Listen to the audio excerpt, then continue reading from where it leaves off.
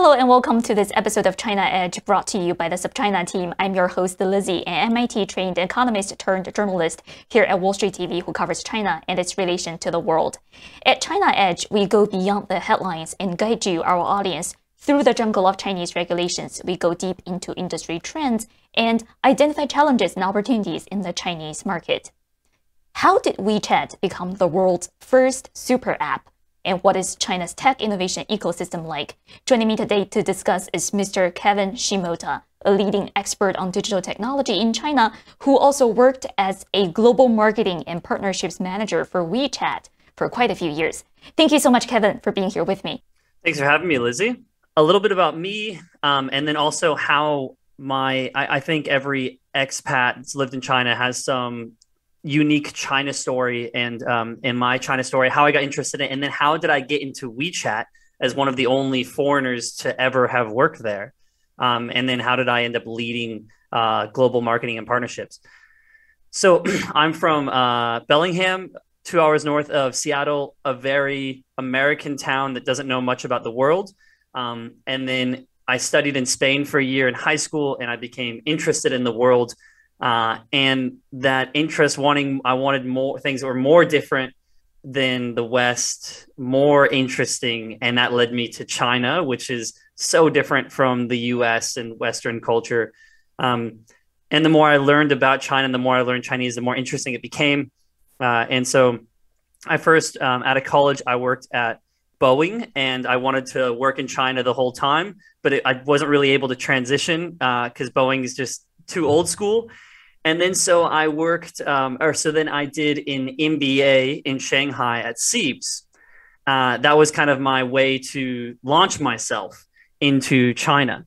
And from CEIBS, I helped organize a case competition with the WeChat marketing team.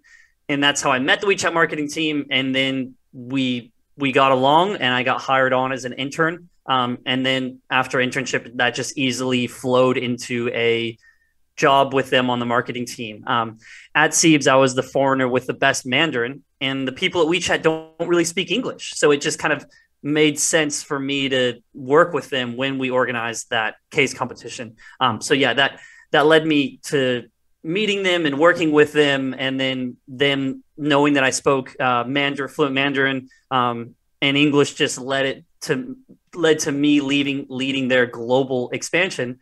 And then being at WeChat was just really interesting, and I can talk about that next if we're ready for your next question. Right. So let's talk about that. So now you're an insider at WeChat. From your insider point of view, what's the sort of tech ecosystem or startup culture? Well, not quite a startup, but what's kind of that culture like in China? And how would you compare that with, the culture of Silicon Valley?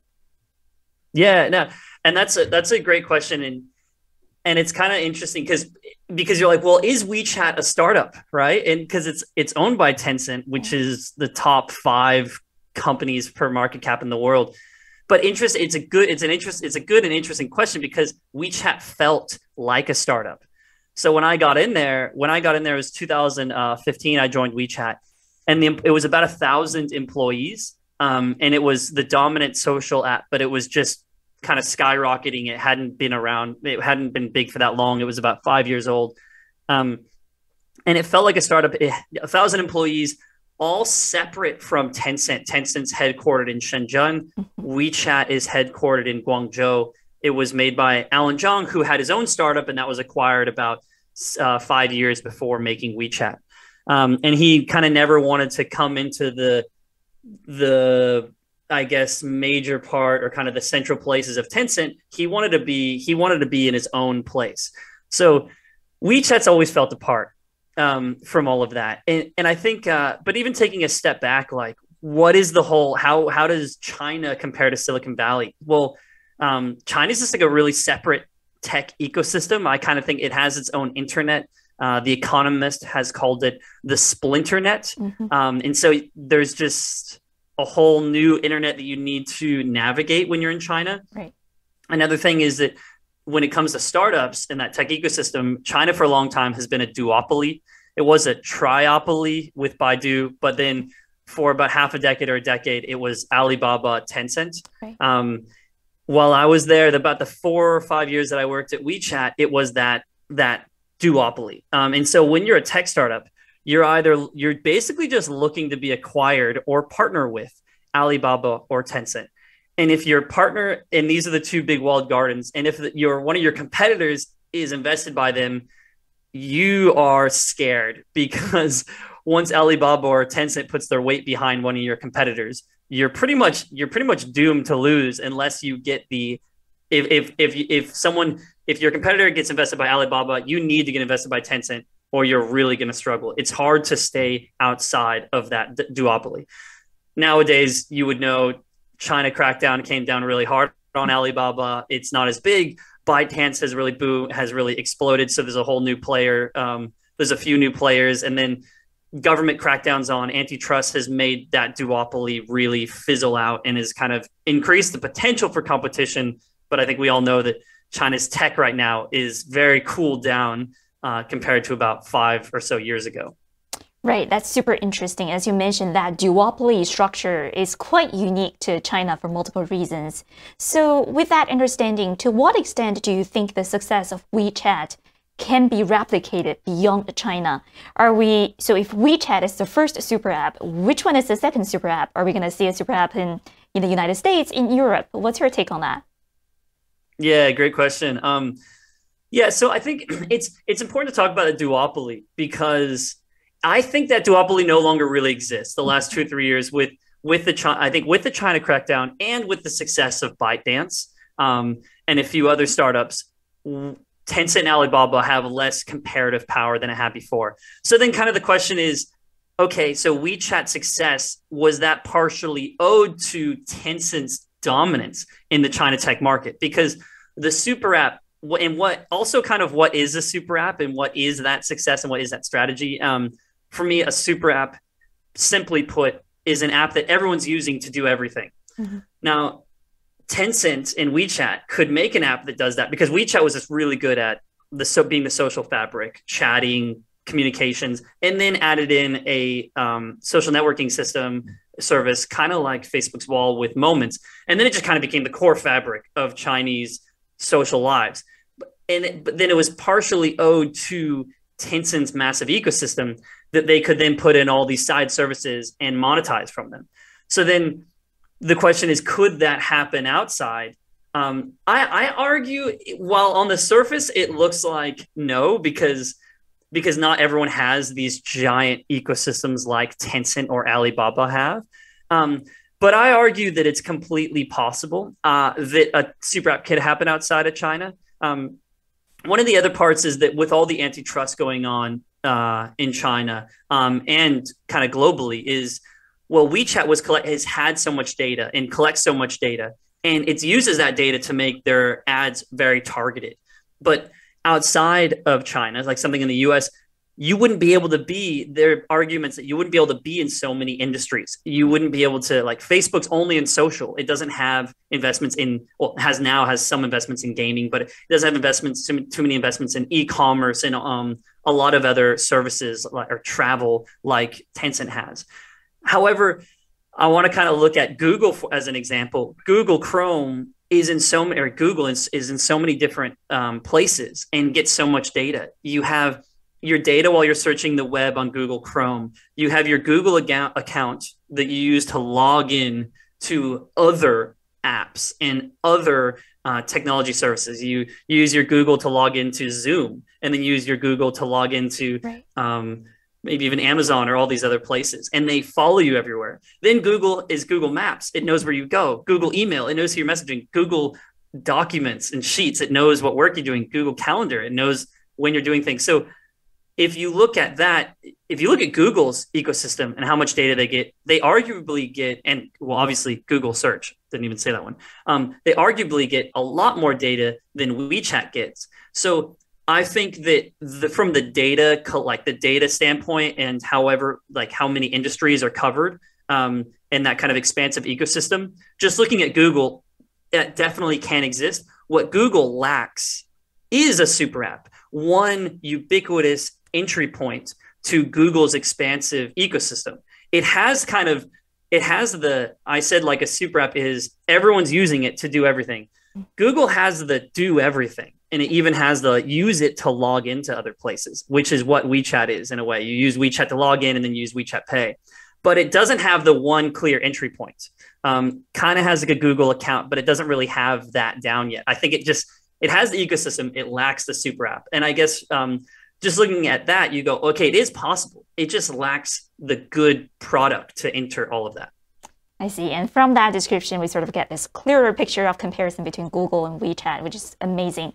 But then I want to turn to some of the controversies surrounding WeChat. It has been reported that WeChat censors private conversations and can be potentially leveraged as a tool for governmental surveillance. So what's your comments on that? Do you see that happening? What's your reaction to that? Yeah, I mean, okay, the reality is when you're in China, you have to follow Chinese law or suffer the consequences. So Chinese companies unfortunately don't have the liberty to kind of battle against government requests, battle against government legal requests for certain information. I will say a few things here. One is that I was at WeChat for 4 years, and I would speak with the security team, and nothing I saw made me feel like there was anything uncouth or kind of treacherous happening. The security team was actually really transparent. They go, we censor pornography on WeChat. When we see, okay, this is kind of lewd, but when we see boobs and, body parts, we censor those. We use the same technology that censors those to censor images that are considered illegal, and that could be, that could be terrorist, that could be violence, but that could be other things that are considered like sensitive to the Chinese government, to human rights aspects. So they use that same tech and they just censor whatever is supposed to be legally be censored. And those are in private conversations. Even normally how WeChat works and how a lot of chatting app works is that it's less censored in private conversations, and it's more once it goes viral, it'll be flagged, and then the security team will look at it and see if it's an illegal kind of content. Right. And so I never really saw any foul play, like there was any kind of weird alliance with the government. It's more just WeChat trying to follow the laws. But to be straightforward, is I have been gone from WeChat for 3 years, so I don't really know after COVID.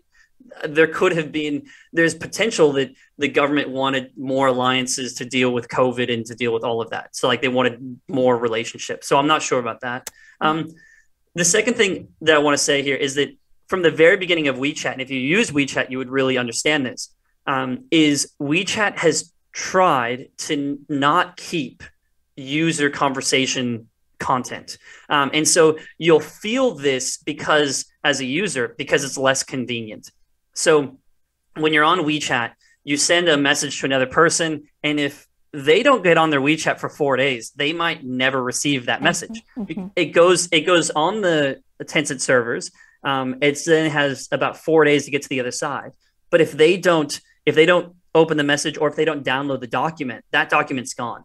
Also, once the message is sent, if you don't have your kind of WeChat account opened on your computer or web browser or a different phone, there's no way to transfer those. There's no way to download that onto your phone. So what will happen, for example, is that you'll not be logged on your computer. You'll just be chatting on WeChat, and then you'll get on your computer later and you go, oh, wow, I can't see my chat history. That's because it's gone from WeChat servers. And WeChat says this officially on their website, is their official message is, we help you send your message. Your message goes on your servers. It's sent to the people you want to send it to. Once it's there, after 2 days, I think it's 4 days for text, 4 days for documents, 2 days for text. Then we delete it. And the idea there is that is actually the best way for security reasons for your content is that no one has it, not even WeChat or Tencent. Now, you will have a different experience with Facebook. On Facebook, you go on Messenger. Some things that I've sent years ago, I can go on Messenger and the history will still be there. Right. And I believe it's the same for WhatsApp. And so it's more convenient because it's easier to access your data history. But that means that Facebook still has that data, that content. And that means that a government could go to Facebook and say, we want the content of those messages.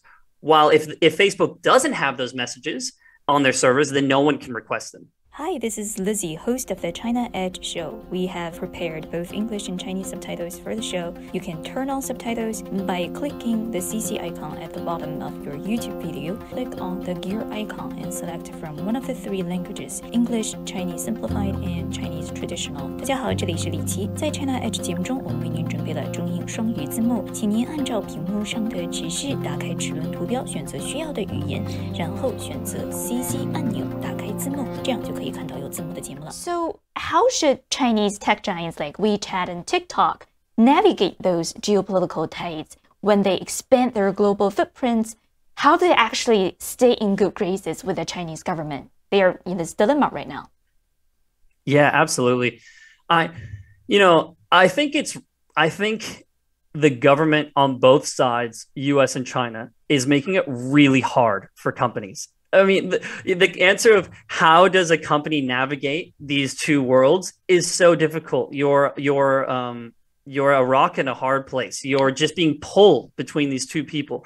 For me, I actually don't really know right now. It's really difficult and almost impossible. And that's because the two countries are kind of asking for contradictory things.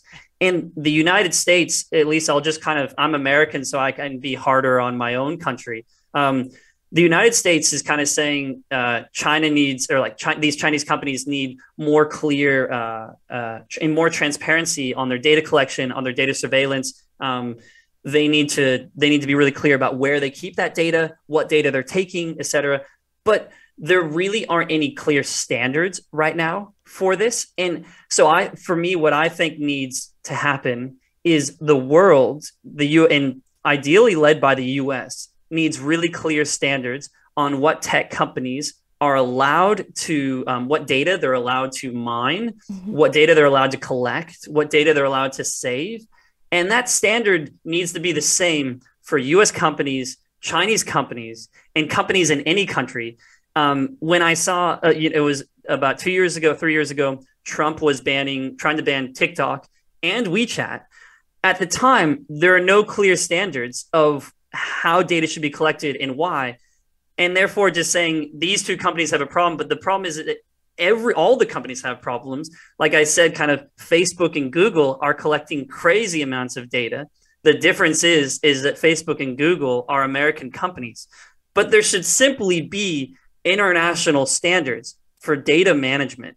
And it should be, and those should be, again, globally recognized. And then there should be companies that can audit these companies on how they're getting data and saving data that meets national requirements. So that because there are national security concerns, but everyone's going to have those concerns. And unless there's international standards, then companies can't operate internationally. And actually, I think China's been doing a good job and better job than the US when it comes to tech regulation, because the US doesn't have any standards of how and when to take data, or what the standards are for taking data, or responsibility for algorithms. But China has been putting those in place. And I think the US needs to follow suit quickly. Otherwise, they're going to fall behind China, and Europe and other countries are going to follow China's standards for tech regulation, and US is going to start to lose leadership in tech. Fantastic. So now here's our final question of the day. Yeah. Lots of our audience are from the investor community. For those of our audience who are interested in taking advantage of the Chinese market, what's your top piece of advice to those international businesses who want to enter the Chinese market, lacking all the clarity with all the geopolitical tensions? What should they do? Great question. And it's a $1 million question, maybe even the $1 billion question. For so long, China's market for the past decade or two has just been this huge apple that everyone wants to bite out of. And everyone goes, I have an idea, I'm going to sell to the China market. And it's everyone's mutual idea. And yes, China's cooling off now, economy-wise, but it's still just so massive, and it's still growing.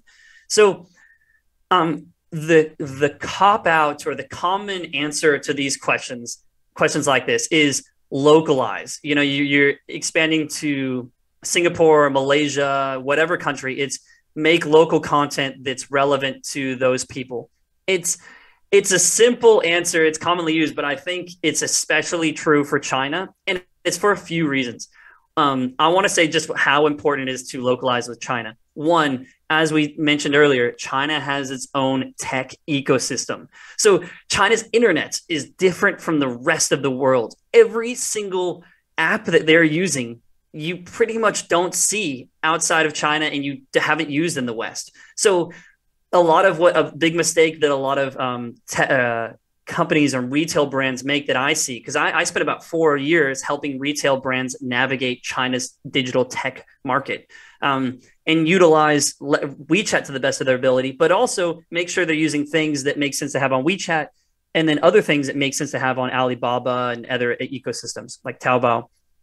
And one of the biggest mistakes they make is that they simply just think that the tech ecosystem in China is copies of the West. They go, okay, so Baidu is a copy of Google, WeChat is Facebook or WhatsApp, Taobao is eBay or Amazon. They go, okay, got it. And we're just going to take our same strategy that we use elsewhere in the West, and then we're just going to assume like these things are copies of the West. But they're very different. Like at some point, 10 years ago or 15 years ago, some of these companies were inspired, or they were copies, but now they're just like 20, 30% similar because they have all this sprawling different ecosystem. So one is it's really different, the tech. And an example of that is probably WeChat's mini programs that just don't really have any equivalent in the West. And they're really specific, and you need to have a very unique approach for them.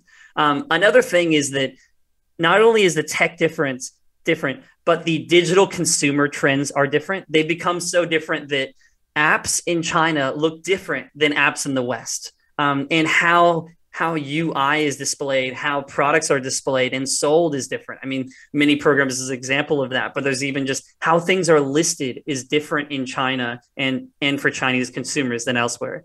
And then the third kind of point is that this is not even really seen in the tech ecosystem. Chinese are just a really different culture than a lot of the rest of the world. And there's different consumer trends, even beyond the digital. And that's that recommendations in social is so much more powerful. Chinese can be really what's called in tribe. And that if you're a friend in China, if you have a friend in China and they recommend something to you, so social recommendations are about twice as powerful for Chinese versus other nationalities and ethnicities. And that's, they're always looking for friends' advice rather than advice from the internet. Chinese don't really trust strangers, they trust friends. So then social recommendations are so powerful. And that's partially what makes WeChat so strong, because if your friend recommends you to buy it, you're doubly likely to buy it as compared to an American recommending an American to buy something. And it makes that social recommendations, it makes virality, it makes social e-commerce so much more powerful. And it's part of that is like that makes influencers so strong, because influencers kind of feel like a friend, and you're going, oh, okay, I trust this influencer and I trust his or her recommendation. And so that's another thing to consider. So you got to consider the culture as well. Right. So if you enjoy our discussions here, I'm sure you would find value in our new powerful marketplace tool for investors, also called China Edge. It tracks, distills, and analyzes both Chinese language and English language materials about Chinese companies, business leaders, and government entities, and reviews the often hidden links between them. For our YouTube viewers, we are offering a limited time 50% discount. Just go to the link you see on the screen and use the code EDGE50. Also, sign up for the China Edge newsletter. It's a daily 2-minute rundown of China business news you don't want to miss. The link is right here on the screen. You can also click on the link in the video's description section to get your complimentary subscription today.